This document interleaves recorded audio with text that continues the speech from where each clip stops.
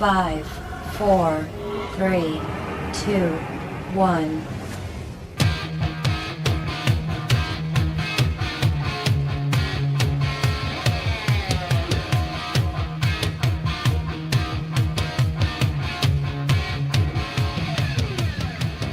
What a start for Julio Rodriguez, another one that's left the building.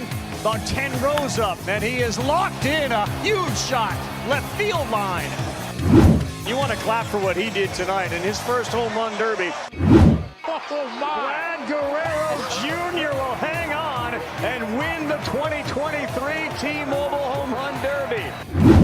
Not going, 2-2 to Diaz, is hit in the air to deep left field. Back it goes, Elias Diaz puts the National League in front at 32 years old in his All-Star debut. A go-ahead home run. 2 on, 2 out, and a 2-2 pitch. Ramirez swings and misses. Kimbrel slams the door. The National League's finally back on top. Its first All-Star game win since 2012. You're listening to another edition of Sports Today with Peter J.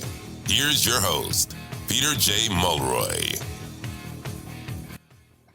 You know what I thought was really interesting about the All-Star game was what happened after the fact. A lot of the things that I read post-game about the broadcast quality, about the style of play, about the uniforms.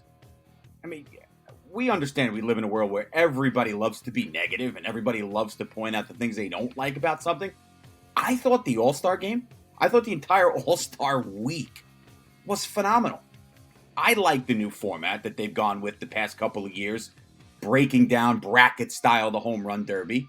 I had no problems with the uniforms. Look, apparently the big bugaboo with the uniforms was people outside of the host city. This year was Seattle, obviously, like to see their team's logo on the jersey, on TV, on the national stage. I get it.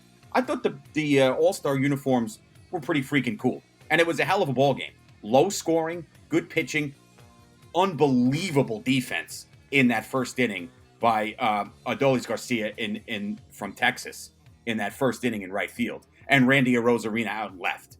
I mean, you got everything you could have asked for from a baseball perspective, in my opinion, in that All-Star game, and all people like to do is complain after the fact. That being said, welcome to the latest edition of Sports Today with Peter J. Friday, July 14th, a touch after 7 p.m. on the East Coast. Lots to tap into today. We get the dream Wimbledon matchup that diehard tennis fans wanted on the gentleman's side. It's going to be the Joker going for his 8th title and 6th straight against the rising youngster in Carlos Alcaraz. I'll get to that later in the show. It's going to be an unbelievable final on the ladies' side as well.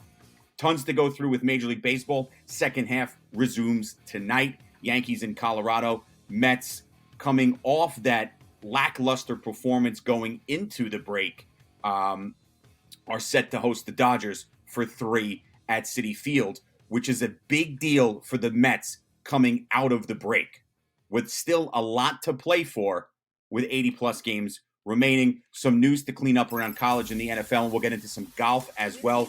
But I want to start right here in Major League Baseball. You watched that home run derby. You know exactly what I'm talking about with how intense things got. I liked, in my previous picks, Randy Arozarena to get to the final. I just thought it would be Julio Rodriguez who took him out. Now, Rodriguez pounded a total of 81 home runs in front of the home crowd in Seattle. And he hasn't had a great sophomore campaign in the bigs. Let's call it what it is. But when the kid's on, he's as pure of a hitter in the game as there is today.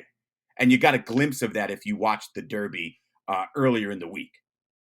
But it was Vladimir Guerrero Jr. And you could say similar things about him this year. Toronto's starting to play better. The wheels are turning a little bit better as of late. But you've had Vlad, not his quintessential season. But there were the power numbers again. And the final round there with Arozarena dumping him out by 2 was just incredible. Then you fast forward another night, and you get the National League. All they've done is lose in this contest the past decade. And you looked at both of those lineups, and I broke them down pretty in depth with some of the callers that chimed in last week. That was a loaded American League lineup. Now you've got all-stars and the young with the old, right? Almost a changing of the guard with some of the veterans that would have been there and that were there with some of this influx of younger talent. The Acuñas of the world, the Arozarenas of the world, Rodriguez, Vlad, different guys out there with the vets like the Freddie Freemans of the world. Shohei Ohtani making an appearance. George Kirby, who's been phenomenal for Seattle. And you get a low-scoring contest with great pitching, phenomenal defense, and it adds up to, and you heard it at the top of the broadcast, first All-Star Game victory for the National League since 2012. Historically, that's the second longest streak in All-Star history. The longest was 11 straight wins by the National League from 72 to 82. So I think you had all the makings for a great All-Star week. And from my perspective, I don't have much to complain about. I actually was scratching my head when I was reading a lot of these reports about how many people thought the All-Star game was so lousy. I just couldn't disagree with it more. I thought it was a great game. I thought the Derby was awesome. I thought the guys at Fox, nobody's a bigger fan than Joe Davis than me. I think he's the best play-by-play guy in the game right now, and he's a young guy. He's going to be around forever. I thought it had the works. I thought it was great. With that being said, got Mike on the line. Mike, what's up, man? Thanks for calling in. Hey, Pete, how are you? Good. What's up? Mike, you there? Yeah. Did we lose him? What's up? Can you hear me? Can you hear me? Yeah, go ahead. I wanted to ask a question because everybody's talking about Shohei Ohtani and if the Yankees are going to go after him or not. My question is, if you go after Ohtani, what do you do with Stanton? They owe him $130 million. You think Steinbrenner's going to write off $130 million? That's not happening. You know what's interesting for me, and I was going to get to this before I started getting into the Yankee and the Met portion of the segment. The report came out today that LA is actually going to listen on trade inquiries from Ohtani. Now, they're going to poo-poo anything that comes in absurd. You're not going to lowball an offer for Ohtani. But from my perspective, it's a little disconcerting to me that for a lot of the things I read, Buster Olney of ESPN reported earlier in the week that the Yankees would probably be most aggressive if a trade were to happen this season. That makes sense. But when you think about what the Yankees would have to give up, here's my problem. Ohtani's going to be a free agent. And while the overwhelming favorite, if he gets to free agency during the offseason, is going to be the Dodgers because of climate, location, and the ability to be a contender year in and year out, they have to be the favorite. If the Yankees wait till free agency, all they'll have to do is throw the money at him. So wouldn't it make more sense, or at least beg the question, if you're the Yankees, why give up the likes of a Volpe, a Peraza, a Dominguez, a Garcia, whoever it might be? Estevan Florial, he might be in there because it seems like Brian Cashman, all the guy wants to do with him is dangle him out like he's a treat and trade the guy. Why not wait? You may lose out. The Dodgers are going to be the favorite. And Ohtani's arm and bat would certainly look good in that right field porch and on that starting mound for the Yankees. Sure. But I don't know. You mortgage the future, yes, for a generational talent. But right now, LA's got two of them, and they have nothing to show for it. And even if you wait till the end of the season and he's a free agent, what do you do with Stanton's $130 million? Well, they actually owe him $160, but Miami's picking up $30 million of it. You take the $160 Stanton has, added to the $330 or whatever it was that Judge got in a 9-year deal. Ohtani is going to get $500 million. Yeah. That's the bottom line. And then Anaheim eventually is going to have to do something with Trout. Because they'll be the team with the two best players to never do a thing. And they've got all world talent on that team. Now, Anaheim has said, well, they're going to listen to offers. It seems like the GM and everybody in charge wants to do right by the fan base. But if you get offers for Ohtani, now is probably going to be the time because they're going to lose him in free agency. From a Yankee perspective, Mike, I would probably wait to free agency if they're as in love with these young talents as you see. And as of late, it looks like Anthony Volpe is going to be a damn good ball player. Yes, he does look good. I would wait till he's a free agent, and then, you never know. If they can sign Ohtani, maybe the Dodgers always like Stanton. Maybe they can move Stanton to the Dodgers, maybe pick up part of his salary. And who knows? I know the Yankees love him, but I think if something was there where they had the opportunity to move him, that they would. When healthy, he's productive, but it's becoming an issue. Yeah, that's true. And obviously, with these guys not getting any younger, that seems like it's going to be something that's going to be around for the foreseeable future, unfortunately, whether the Yankees make the playoffs or not. That's true. But Mike, I appreciate the call, and again, thanks as always for calling in. Have a great night. I appreciate it. But, Okay, all the best. From the perspective there, and that's where I was going after breaking down what took place with the All-Star game. And I agree with Mike. I do. I was thinking about this earlier, and this was the next step I was going to take before getting into the second half and doing a little Yankee Met talk. You're going to have these teams now sending out the feelers to the Angels. The Yankees are going to be one of them. They always are. The Mets are going to do. Every single team in baseball should be inquiring about this guy. Because he's on the diamond, he is superhuman. You don't see this. 32 home. You're going to have a shot to see him crack what Judge did last year. 32 home runs at the break. It's not out of the question at all. Was having a conversation with a friend today at work. What do you think he's better at? Hitting or pitching? Where is he more useful? If you had to pick, and it's tough. Sub-3 ERA, strikeout pitcher, doesn't walk the world, pops the glove, and he picks up wins and he can eat innings, and you don't have to worry about him playing the field outside of when he's on that mound, and he can DH for you. I mean, you don't see this. So everybody should be kicking the tires if this is actually an open door to the world of trading for Shohei Ohtani. I'm the Yankees. I think it makes a lot of sense to see what you have in the offseason. Because again, and I know what this guy would bring to a franchise and what it would mean at Yankee Stadium. Adding Shohei Ohtani to a rotation that already features Garrett Cole, Carlos Rodon, who's back, is going to pitch again tonight against the Rockies in Colorado, a returning Nestor Cortez, and a Clark Schmidt who's been pitching better, and maybe a Luis Severino, who you could get right. That's amazing. You're a contender there. And then adding his bat in the lineup. But you're giving up a ton, or you would be, to potentially not have the opportunity or even sniff at landing him again long-term in the offseason. If that's a risk you're willing to take, then go ahead. Because it's going to probably take a package worth an Anthony Volpe, who right now is just starting shortstop. Jason Dominguez, who's their top prospect. You saw him in the spring. He's having a good year down in the minors. What that bat can do. What that combination of speed, the hand-eye coordination the kid has, and what he does defensively. Might be a Davy Garcia, who I know a lot of people within the organization are still high. And we saw him before the All-Star break in a relief role. Could it be a Peraza? You're going to have the big-name guys involved in this because of the magnitude of the player, a generational talent you would be getting in return. The risk there for those teams that make that trade, including the Yankees, even though they pack a powerful wallet, you give up the farm for him this year. You cannot eliminate the risk of not having him at all when next year begins.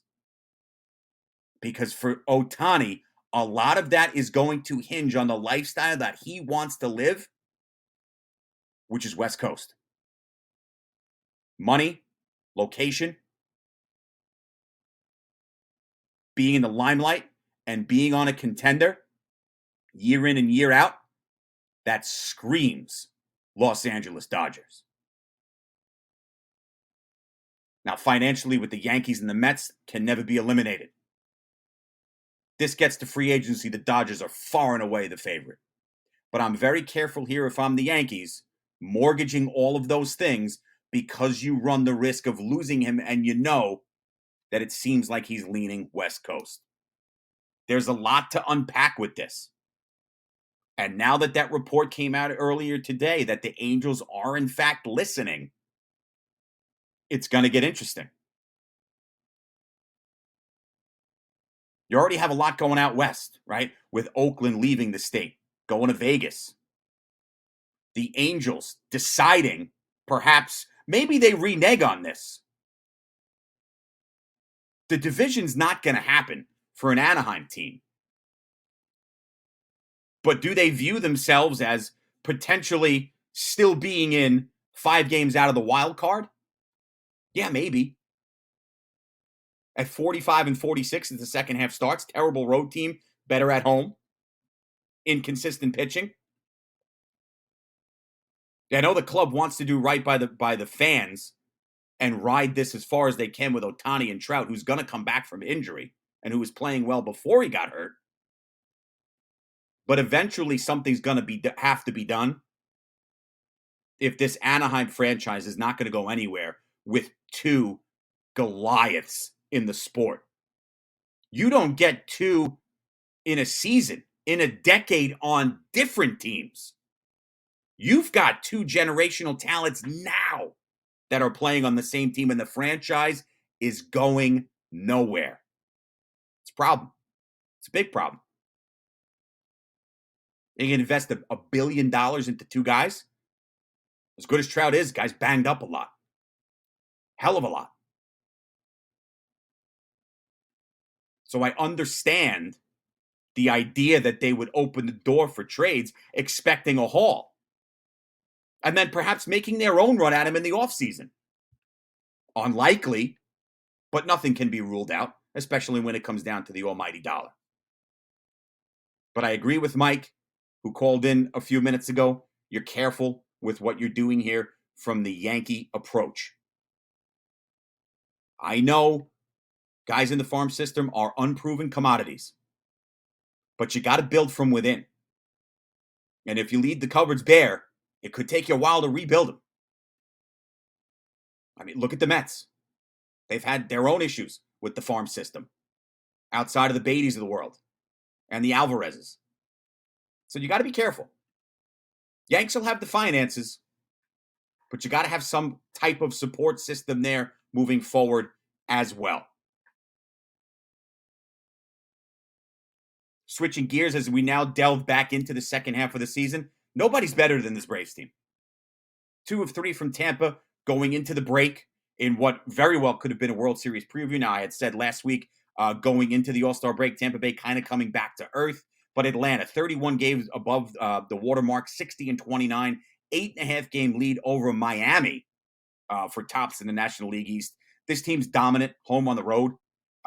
They've won 8 of the last 10 coming out of the break. Matt Olson's been a machine. Acuna, outside of Ohtani, might be the best player in baseball. 21 homers. He's hitting .337. His on-base percentage is nearly .420. 54 ribbies and 41 bags.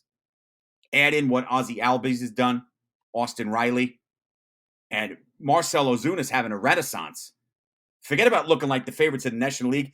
Atlanta right now is bar none the best team in baseball. And I'll tell you who else was a great story in the first half. The Cincinnati Reds got a game lead over the 49 and 42 Brewers in the NL Central. It's a fun team to watch. They've got some good young talent. Obviously around Dela Cruz, who everybody's fallen in love with since watching him come up.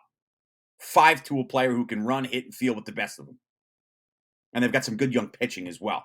Then you look out west in the National League. Dodgers and D-backs tied atop that division with San Francisco just 2 games back. You can't totally sleep on San Diego, 8.5 out. But with the talent that they're chasing, and I've said it a couple of times, even after the sweep by the Mets, this Arizona team is championship good. They are that good. When the bats are alive, the pitching has been consistently there, led by Zach Allen. The team is legit. And I think you're going to have a lot of things to look forward to from the point of maybe you're going to watch some games this second half of the season that you might otherwise not have. Last year, the Cincinnati Reds were a terrible baseball team. They started 3 and 22. Now through 91 games, they got 50 wins. The Arizona Diamondbacks were an afterthought a year ago. They are way ahead of schedule. They're tied for the lead in the National League West. The Cubs just took 2 of 3 from the Yankees going into the break. The Pirates, while below 500, have good pieces there. Mitch Keller, Jack Sawinski, who continue to grow and keep them relevant in perhaps the most beautiful ballpark in America. And you've got teams like the Phillies and the Blue Jays, who, if they keep it running, oh, by the way, with Bryce Harper on the mend, this is going to be one hell of a back end of a season.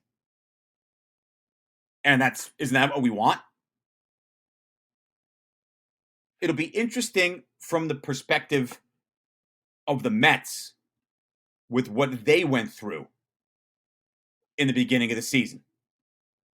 Mentioned earlier, they will open a 3-game set at home, which is big, with the NL West leading Dodgers tonight for those listening live Friday the 14th at Citi Field. 42-48 overall, 18.5 game back in the NL East. I'll say it now, and you can bookmark it if you want, because I get nasty messages on social media and things to my inbox, which I love. All pub is good pub. About how hard I am on the Mets sometimes. Isn't it justified? I'm going to say it now and remember it. The NL East is not happening. You could be one of these, positive people. 18.5 games back in the National League East when you got to hop 3 teams. One who was in the World Series a year ago, another one who recently won one, and a resurgent Miami team who's doing it with youngsters. Now, 7 games back of the Giants for the final wild card spot, you're playing for something there. This Mets team is not devoid of talent. But what bothers you after you watch them take 2 of 3 from San Francisco at home, go on the road and sweep a first-place Diamondbacks team, and then drop 2 out of 3 to the Padres to close out the first half following a 6-game winning streak, it gets frustrating. And they've basically, looking at the numbers and the metrics, been middle of the road offensively outside of being 9th in the league or overall in all of baseball in home runs with 114. Now, they've scored 405 runs. That's more than the Yankees have scored. 720 hits is more than the Yankees have. Team on base percentage is .321. That's all middle of the pack numbers. Where they're falling to the back half of the league is where you don't want to be, is in team batting average, .241. That's not cutting it. And and lately you have had the hotter batter Francisco Lindor, but you're going to look me in the face or a legitimate baseball fan in the face and tell me something's not wrong with Pete Alonso and Jeff McNeil? I mean, it's been documented with McNeil. He has spoken to team owner Steve Cohen, who has been very patient. I give the man a lot of credit, not to blow this thing up just yet. But when you don't have 2 of your biggest bats in Alonso and McNeil consistently productive, Pete Alonso hasn't been the same since missing 11 games or whatever it was with the injury before the All-Star break. Let's call it what it is. That's the truth. From a pitching perspective, Max Scherzer looks completely different than he has lately. Do you consider Carlos Carrasco reliable, or is it 1 in every 3? And while Verlander's sporting a sub 3.6 ERA, that's all well and good. What's your trust level in a Cody Senga or David Peterson? So there's talent there. It just hasn't come together 90 games into a season, which is alarming for a team that won 100-plus games a year ago, which was a well ahead of schedule mark, even after the acquisition of Lindor and with the season Pete Alonso had. Starling Marte is not having a good campaign. I would not be surprised at all if he's on the move by the deadline next month. Matter of fact, I've said it before, with a team like the Yankees in need of outfield help, I don't think Marte would look all that bad in a Yankee uniform. Not a popular opinion by many, but it's a change of scenery, and he's not going far. Something to think about potentially. It's one of those things you throw out there. So this is a big series for the Mets here against the playoff-tested, recent World Series champion Los Angeles Dodger team. That's going to come in with good pitching, legitimate offense, all about Mookie Betts, what they can do from top to bottom. So this is a nice test for the Mets right out of the gates as the season resumes coming out of the All-Star break in Seattle. Off and running would be the dream scenario that the Mets get a win tonight. Because if the wheels fall off and you had all that momentum going into that San Diego series and the club just went flat after game one to drop 2 of 3 to a Padre team who, along with the Mets, were probably the 2 most disappointing teams the first half of the season. I think that's a fair assessment. I think it's a fair thing to say. And you would have had old Uncle Mo on your side coming out of that break had you took 2 of 3 or swept them with a team like the Dodgers coming to town. You would have had Citi Field amped up. Now, I have a feeling, almost like in football, with a fresh set of downs, a fresh mindset, not an insurmountable deficit in the wild card, 7 games back. It doesn't look good on paper, but it's not insurmountable with the talent the Mets have. If it wakes up, that these Met fans will be ready to roll for this series this weekend starting tonight, Friday, in Queens, because they're going to need it. Good litmus test and perhaps a quick look into what the immediate future might be holding for this Mets team. Because if it blows up, Cohen can say all he wants. He's going to have to make changes. And it would probably start with Showalter and then Epler. In that order. That's how the chop and block works. Case in point, the next team I want to work into, the Yankees, have not been kind to this team at all on this program. They're a 49-42 club. There's numerous teams in Major League Baseball right now that would sign up that record. 8 games back in the American League East. Again, not insurmountable, unlikely. I ultimately think this is going to be Baltimore's division to win, the way they've played lately, and with Tampa coming back to the field a little bit. But this is a Yankee team a game out of the final wildcard spot, chasing the Astros right now. I've said it time and time again. This Yankee team is a playoff team. That's as far as they're going. That's it. There is nothing that I've seen at this moment before any trades have been made or any further call-ups that would convince me, outside of the sheer dominance of Garrett Cole and the back end of that Yankee bullpen, which is huge, by the way, that this is a legitimate go-on-a-run type team.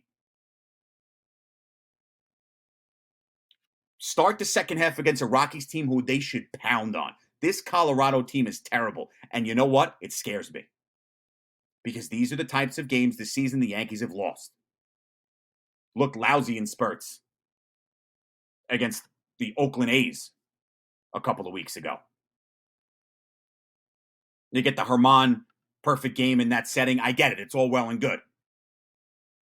Looked completely out of sorts again offensively against the Chicago Cubs going into the All-Star break. And you talk about rash changes or scapegoat changes. Why I say in sports, if it's a Buck Showalter, it's always the manager who goes or always the coach because you're not going to fire the players. God forbid. Yankees had a scapegoat. Dylan Lawson, beleaguered hitting coach, gone. Now, from the perspective of where that caught your attention as a Yankee fan, I think you'd be thinking along the lines of this. It is rare, it basically never happens, that Brian Cashman will make a move of this magnitude during a season. He's a totalitarian guy, right? He wants to look at everything in a globe, in a vacuum, at the end of a season. Very, very rarely will he make a move like this, but it's one that needed to be made. So the Yankees replace Lawson, who's basically the scapegoat, we'll call it what it is, with Sean Casey, New Jersey native, former MLB ball player. First thing you hear, right from the mouth of MLB.com beat writer for the Yankees, Brian Hoke, who I've had on the program before, is that Casey's sensing tension amongst the club's hitters. Didn't go further into it, didn't have to. But tension. I mean, tension can mean many things. Tension with themselves, their lackluster power numbers, the team average. Tension with their manager, their GM, their owner, who lives in freaking Candyland. Or amongst themselves as a unit. So there's questions there, thoughts there. But let's take a look at what led to this firing of Lawson. I'm not saying I disagree with it. I don't call for people to lose jobs. I've said it over and over. But sometimes it is a necessity. You lose 2 of 3 at home to a sub 500, but a decent Cubs team. Where it came to a head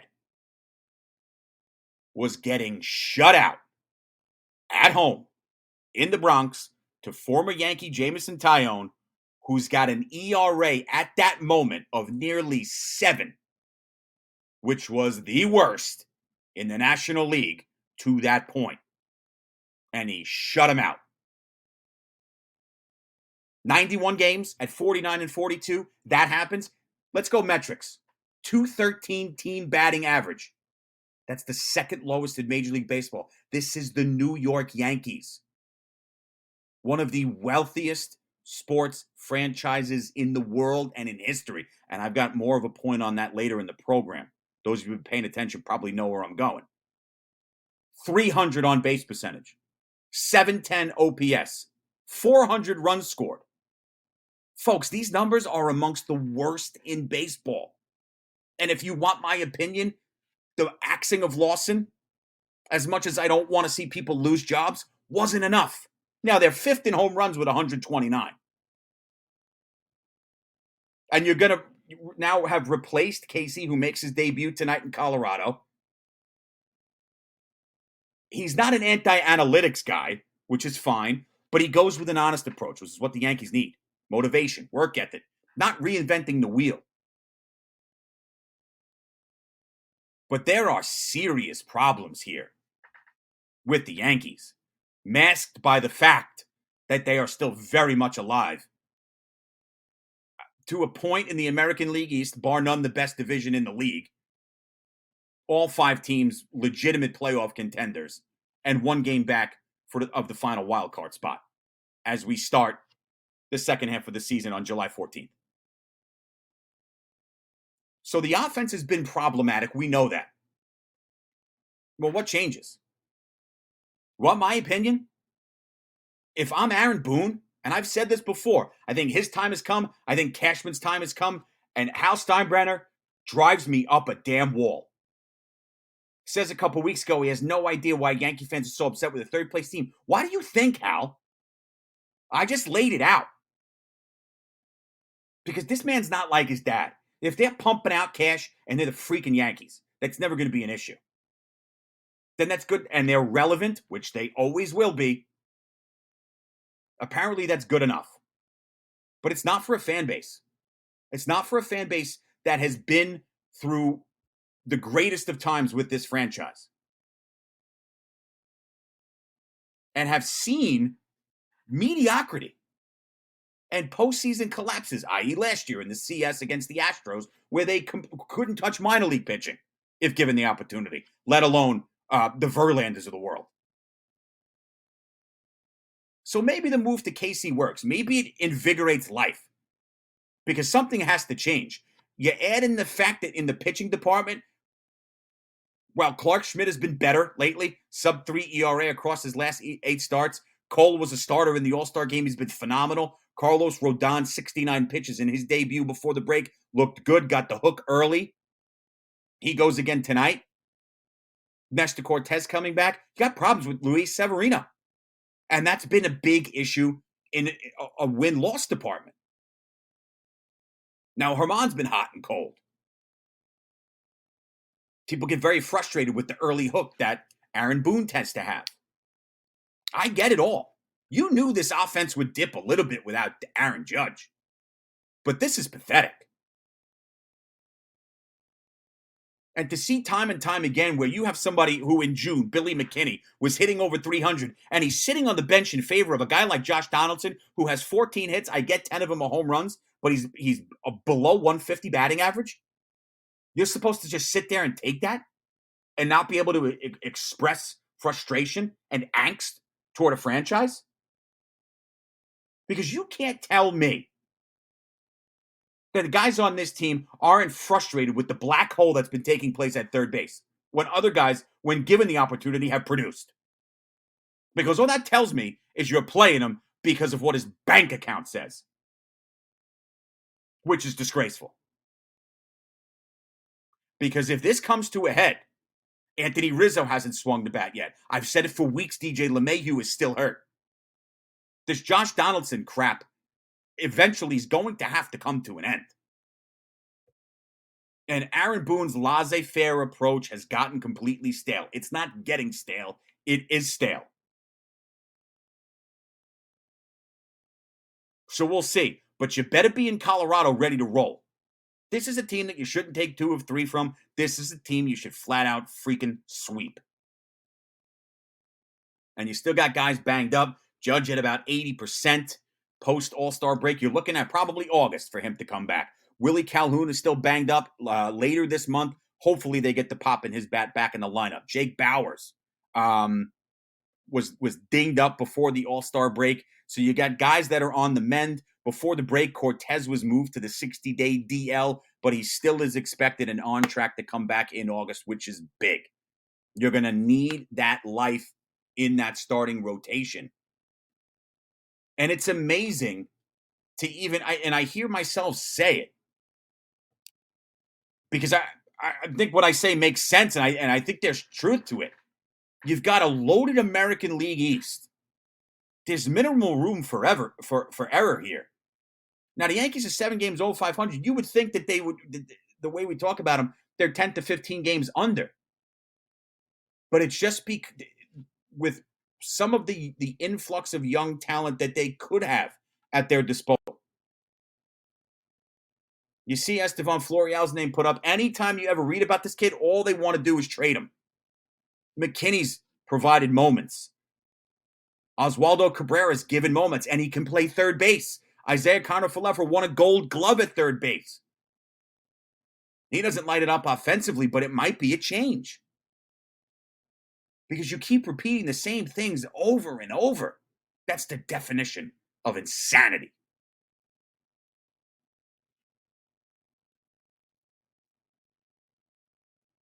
You got a Yankee team right now who is just 1 game clear of the 5th place Red Sox. Boston's won 5 in a row as the second half begins. They're 48 and 43. The O's are 54 and 35. They're also on a 5-game winning streak. They're the 2 hottest teams in baseball as play resumes.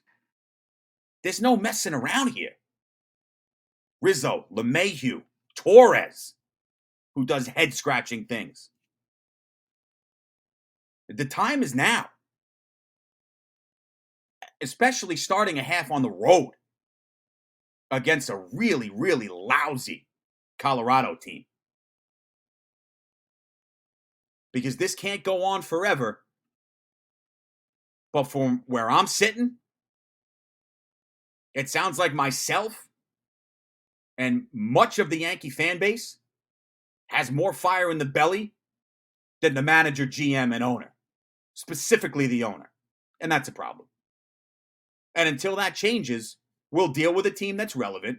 We'll deal with a Yankee team that will probably make the playoffs as a wild card team, and that'll be it. Because you can't justify anything around the idea that this Yankee team right now is going to go into a series against the Rays. You know what? Against any team right now in the American League East, and that includes the Red Sox, who swept them a couple of weeks ago. You trust the Yankees in a series against those teams? How about the Texas Rangers? How about the Houston Astros? Seattle's playing better ball.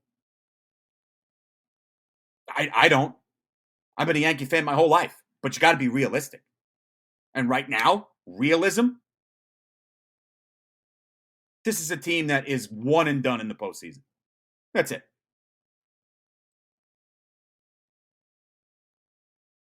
We can revisit this next week. Same time, same place, as the season starts again following the All-Star break, and see if there's anything that might have changed from the conversation we had this week, last week, and the week prior.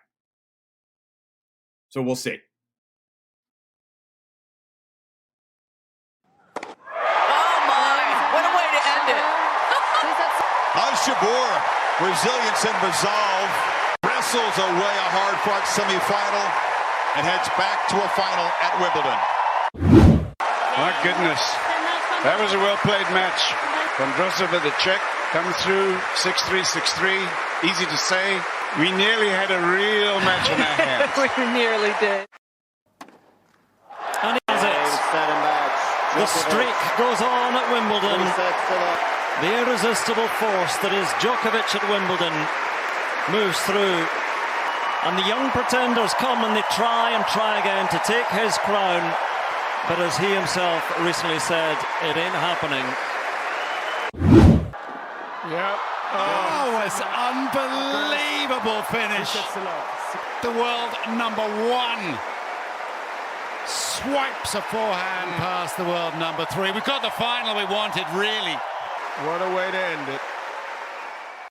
It really was. I mean, we have been saying on this program, I've said it for weeks since the tournament started, the dream matchup on the men's side, on the gentleman's side, would be Alcaraz, the kid, the number one ranked player in the world, against Joker, the number 2 seed and number 2 ranked player in the world, going for his 5th straight Wimbledon title and 8th overall, which would tie Roger Federer for the most all time.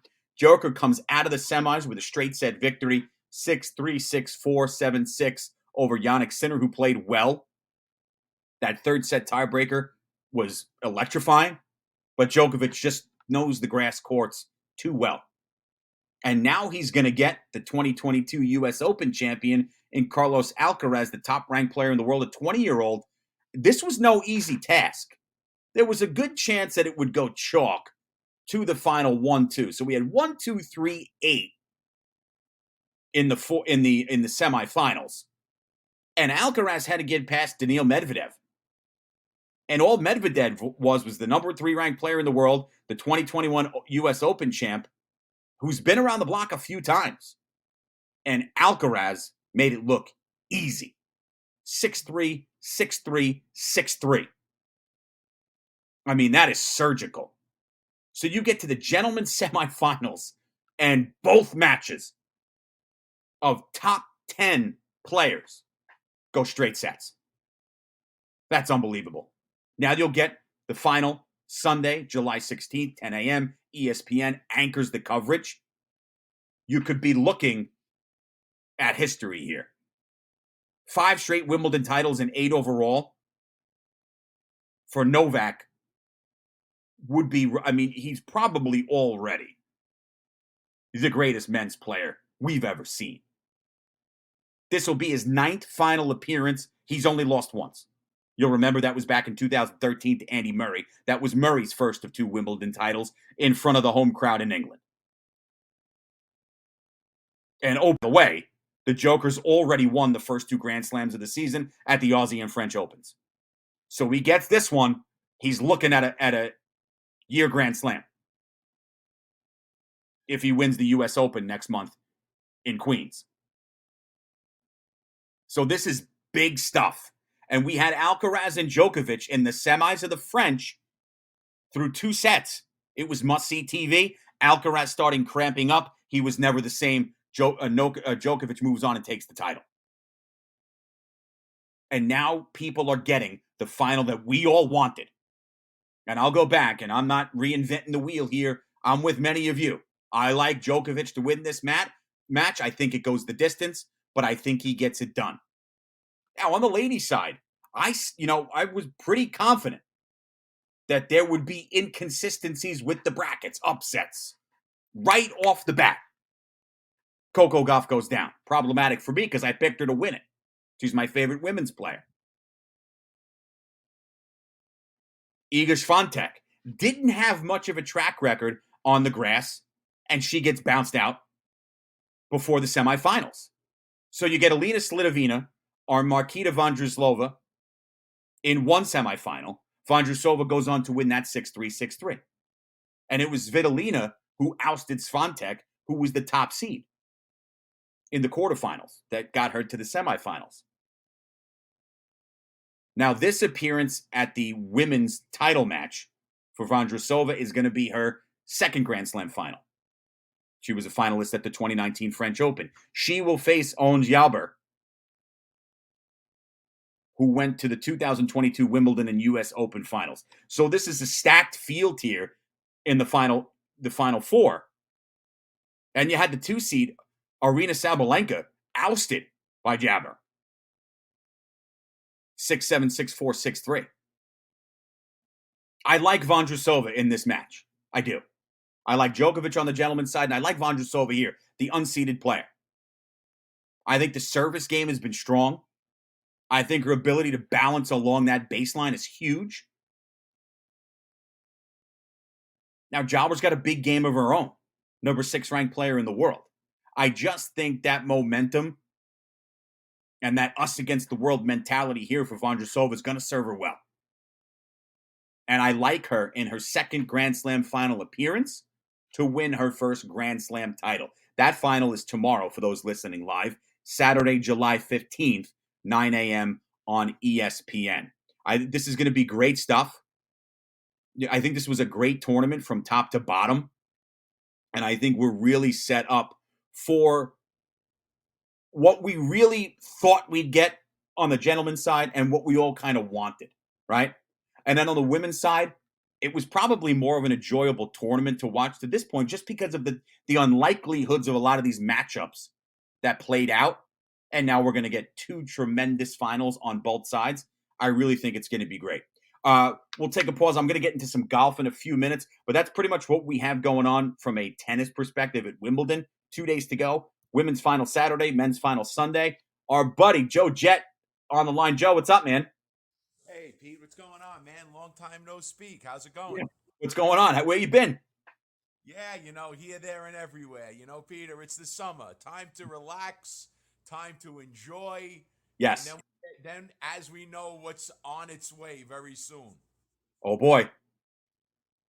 The NFL around the corner. That it is. What's up? Of course, I have some Jets stuff I'd like to discuss, if you don't mind. I figured you would. Wimbledon, we got the golf. We could discuss all of that.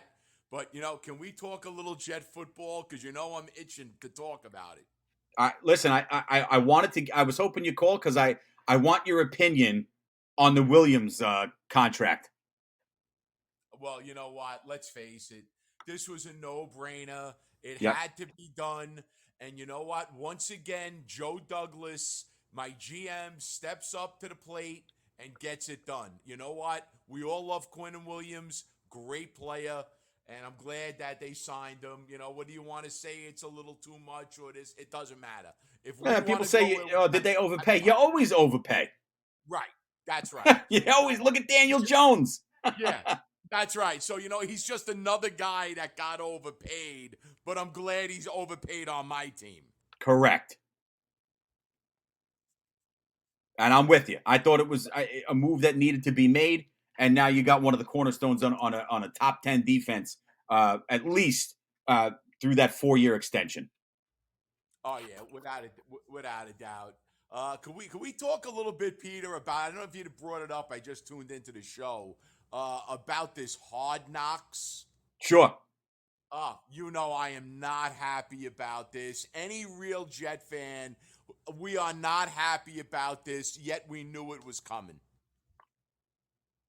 I mean, they're going to be amongst the target franchises with a lot of the things that have gone on, i.e., Aaron Rodgers. So, from a marketing perspective, for the powers that be over at HBO and the like, it makes a lot of sense.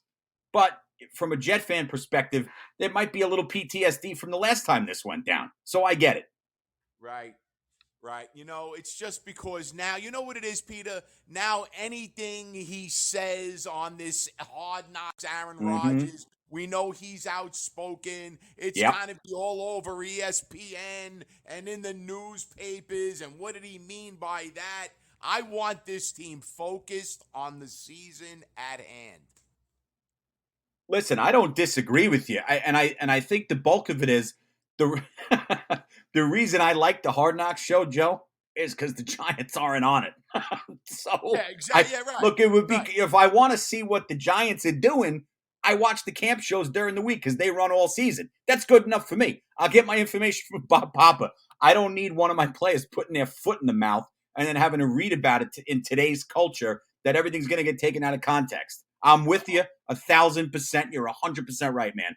Yeah, absolutely, Peter. Since we're on the Giants, why don't you give me your opinion on the Saquon Barkley situation? Well, that was one of the things I was going to get into in a little bit when I got through to talking a little golf. I mean, you're running out of time here because if he doesn't sign the franchise tag, even begrudgingly, which most guys will do, if there's no contract signed on that $10.1 million franchise tag, Barkley can't sign a long-term deal if it's not inked by 4 p.m. on Monday. So it's interesting what'll happen if he just decides not to do it. The belief, I think, and I agree with it, that he's going to sign the tag. I hope he does. The Giants offer at $19.5 million. I mean, I don't think it's disrespectful. It's a quarterback league. They got their quarterback. I think Jones and Barkley make each other better, certainly. Yeah, I want Saquon Barkley back, but the position he plays, Joe, I'm not throwing the world at him. Kansas City Chiefs just showed that you don't need a dominant running game. You need balance, and you can win a world championship. To me, it's just there's no Christian McCaffrey. He's in a league of his own. You're just not going to get that money, and I really think the Giants, with all the leverage, can play a little hardball here. As much as they like Barkley, there's no reason to throw just an absurd amount of money for a position that isn't of dire need in a passing league. I kind of agree with you there, Peter. But you know what? As an outside guy who has no, interest in the Giants, but watch them every week, boy, they are a different team when he plays and he's in the lineup. He's a giant. Daniel Jones loves him. He's really a big part of that football team. And you guys got to do whatever. As far as I'm concerned, the Giants got to do whatever they can, however they got to get it done with Saquon. I ultimately, I think all of this works out. The Giants up the offer a little bit. It's just McCaffrey money, 16 mil plus, it is absurd to me. Because as lethal as he can be, there's just no other Christian McCaffrey. And I think that type of money would go to McCaffrey alone. I think it's him and everybody else. Barkley's in that group with the Derrick Henrys of the world, or what Alvin Kamara was a few years ago. Breece Hall, prior to injury, it looked like he was really coming out of his shell. You see Dalvin Cook really wasn't all that much a high commodity by the Vikings. So look, the rest of the league seems to get this memo. And I know the guy wants to get paid, but I think realism's got to take over eventually too, Joe. Yeah, you would think. And you know what? I really have faith in the Giant hierarchy, so to speak, that they will make the right decision and you guys will come to an agreement with Saquon come Monday, like you said earlier. Yeah. So listen, let me ask you, and again, I appreciate the call. Before I let you go, we had a good friend of the show, Vinny, call in 2 weeks ago. He is dead set on, and I'm not a big guy with the prognostications with win-loss projections. I mean, he's dead set on the Jets winning at most 7 games. And a lot of the things I think Vinny gets some slack from other callers and on social media. I think he comes from a position of he sticks to his guns. You got to tell me that the Jets are going to win more than 7 games, Joe. Listen, Peter, they won 7 games last year without an NFL quarterback. So, with the threesome of Joe Flacco, Mike White, and the great Zach Wilson, now we have a Hall of Fame quarterback at the helm. So, trust me, they will win more than 7 games. Yeah, I'm with you. Just one other thing, Peter, before Yeah, I what's do up? go, just to let you and the listeners know, I will be in Canton, Ohio, Excellent. August 3rd for that weekend for the great Joe Klecko, my all-time favorite Jet of all time. So I always said if Joe was going in, I would be there for the ceremonies, and I will be out there. So maybe a call when I'm out there. I'll call the show, let you know what's going on in Canton. Oh, absolutely. Yeah, that's a Thursday, right? That's correct. Thursday through Saturday. Saturday is the inductions. The Jets are playing the Browns in the Hall of Fame game on Thursday night. Excellent. Yeah, we'll have to get you to dial Yes. in from out in Ohio.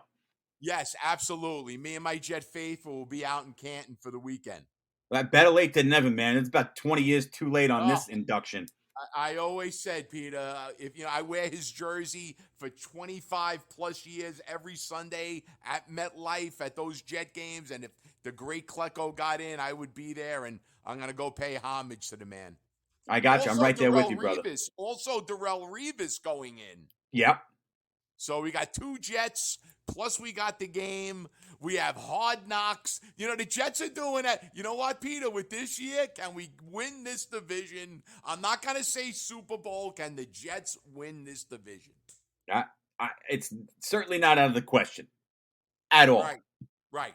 We'll take baby steps. That opening game on 9/11, Monday night at MetLife is a massive game for this football team. Yeah, I'm with you. I think this is going to be, from a New York perspective, one of the more interesting football seasons we've had here in a long time.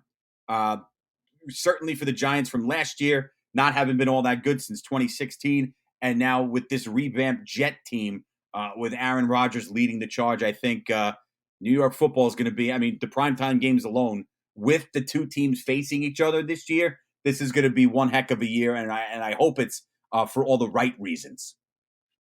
Yep. You know what, Peter? We're both looking forward to it. It's going to be great. And like I said, I will speak to you from Canton, Ohio. All right. Listen, anything? I know you didn't get to the golf yet. We do have the Open Championship coming up. Any opinions? Listen, Rory. I'm all over Rory. Rory McIlroy, Tommy Fleetwood, Colin Morikawa.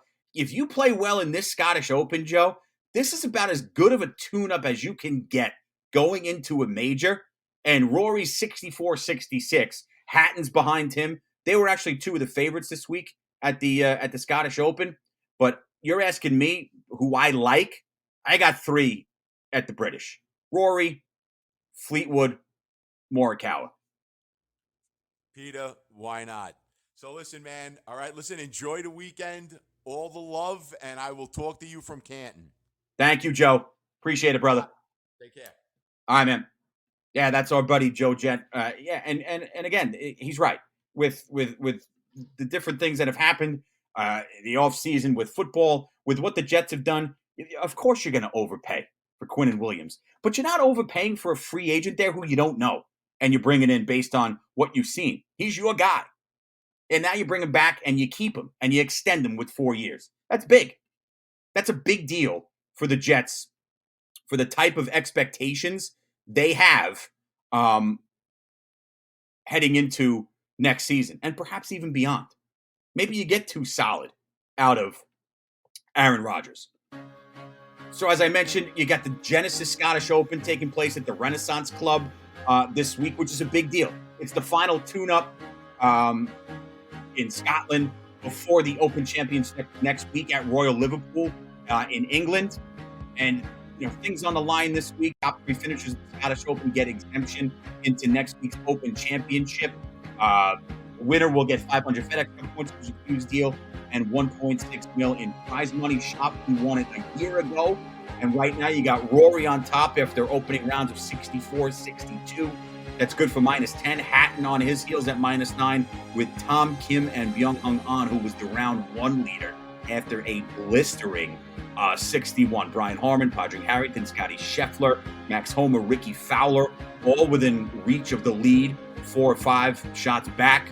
And then you've got the Barbasol Championship taking place here in the States in Kentucky at Keene Trace Golf Club. Lucas Glover is atop that leaderboard at minus 13. The winner of this gets 300 FedEx Cup points. You had among the favorites Patrick Cantlay, Jordan Spieth, Hatton, and Fleetwood at the Scottish Open this week. This is as good of a test as I just said that you could have leading into a major. So these two tournaments this week, specifically the Scottish Open, are definitely worth keeping an eye on. I teased finances and showering yourself with the almighty dollar. Yankees caved, adding a Star Insurance corporate sponsored patch to their iconic uniforms earlier in the week. Now, they're one of 13 clubs to have now done this. The Mets did it before the start of the season. They wear the New York Presbyterian patch on their uniforms. Mets aren't the Yankees. From a uniform perspective, nobody is, outside of maybe the Red Sox. Yankees put the Nike swoosh on the jerseys a couple years ago. I didn't have a huge problem with that. Star Insurance, I know they had been partners. I knew basically nothing about this organization other than that they had been involved with the Yankees. Now the Yankees are going to don the patch. I don't think this is the greatest look for a franchise that's prided itself in being unique and leaning on a one-of-a-kind history. I don't. To me, it's just another revenue-generating move and one that disrupts, to me, the overall beauty of a legendary, timeless uniform. And from what I've seen on socials, a lot of Yankee fans are in agreement. News out of the college sports world, Pat Fitzgerald out at Northwestern. 2 days later, the university fires its baseball coach Jim Foster for allegations stemming from a toxic environment, including bullying within both programs. It's a big deal. Pat Fitzgerald was an institution at Northwestern, and Foster had only been there since 2022. So change is coming. You get potential coaching change for the Giants with Mike Kafka, former quarterback at Northwestern. He'll be in the mix here, potentially as a replacement for Fitzgerald. So that'll be something to keep an eye on. But bullying, lousy workplace environment for these student athletes, right? Student always comes first there. These were some changes that needed to be made with these reports coming out from two athletic programs at the same university. Not something that you want to ever read about. And unfortunately, this is not the first time that something like this has happened. But the latest news that's coming out of Northwestern University, Pat Fitzgerald, baseball coach Jim Foster out. Again, I just had a little conversation with Joe on the airwaves a few minutes ago. Giants and Saquon Barkley are getting down to it. Now, the Giants slapped Barkley with the franchise tag earlier in the offseason, $10.1 million, but he hasn't signed it yet. Most guys do, even if they're pissed off when they do it. And the deadline to reach a long-term agreement is 4 o'clock p.m. East Coast time on Monday, July 17th. If nothing happens by that time, Saquon Barkley cannot sign a multi-year deal with the Giants. Overall, the belief is that he's going to sign it, but it's going to be interesting. Giants need him? Hell yeah. But it's not a position at the running back slot in today's game where they're financially throwing the world at these guys outside of the $16 million a year Christian McCaffrey gets. Initial offer of $19.5 million from the Giants. We'll see where that goes if it gets upped. Getting back to golf really quickly, I chuckled at this. Rory McIlroy said earlier in the week that he wouldn't join LIV because there were rumors that LIV was trying to entertain a partnership with LIV Golf where Tiger Woods and Rory McIlroy would operate their own team. Rory McIlroy says he wouldn't join LIV even if it was his, quote, last place to play golf on earth. You talk about hating something? Rory McIlroy hates LIV Golf. LeBron James not ready to retire. And in NCAA basketball news, this is big news. They're mulling over another expansion of the NCAA men's basketball tournament. Nothing is, quote, imminent. That comes from ESPN. Now, back in 2011, the field went from 65 to 68, and a potential expansion to 90 teams has been discussed in recent time. Those discussions will continue to happen, but we don't expect anything coming in the severe immediate future, especially with the college football playoff expanding to 12 teams next year. So it's going to be interesting to see what happens, certainly with the expansion in the college basketball world. And this just came across my scroll that the Bengals have agreed to restructure the contract of Joe Mixon, which keeps him in Cincinnati. On that note, I say goodnight. I will see everyone next week, same time, same place, right here on Sports Today with Peter J, live 7 o'clock p.m. Eastern Time. Special thanks to everyone who anchors the program now on Apple Podcasts. Certainly here live and post-production on Podbean, Spotify, TuneIn, iHeartRadio, Samsung, and Google. You can subscribe on all of those platforms. Podbean's where you want to catch it live. All of the other ones on tape delay. And you can stay locked into Sports Today with Peter J on Twitter by following me at PeterJM for all things show and sports related. Send me messages, tweets, whatever it might be. I'll talk to you all next Friday, July 21st, right here, Podbean Live. It's Sports Today with Peter J. Have a great night, everyone. Enjoy the weekend, and I'll talk to you in 7 days. Sports Today with Peter J.